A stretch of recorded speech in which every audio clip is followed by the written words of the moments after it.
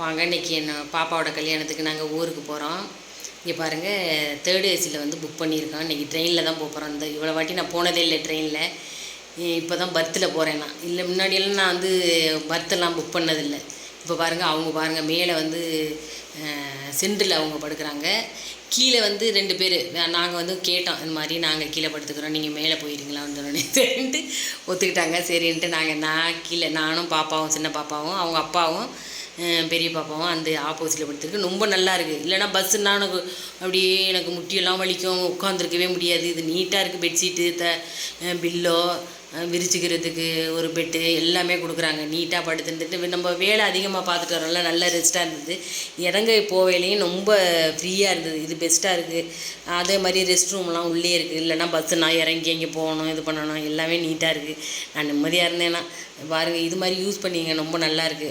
டிக்கெட்டும் கம்மி தான், ரொம்ப நல்லாயிருக்கு. நம்ம வீட்டிலேயே கூட வந்து அந்த அளவுக்கு நம்ம பெட்ஷீட்டு, பில்லோ இதெல்லாம் மெயின்டைன் பண்ண முடியல. கவர்மெண்ட் நல்லா பண்ணுது.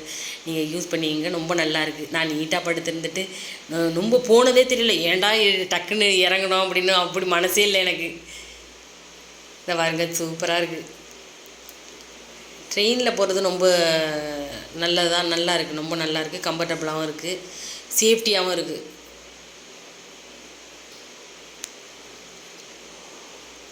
நாங்கள் வந்து பட்டுக்கோட்டை, தாம்பரத்துலேருந்து பட்டுக்கோட்டைக்கு போகிறோம். நாங்கள் 12:45 1 மணிக்கு போயிடும்னு சொன்னாங்க.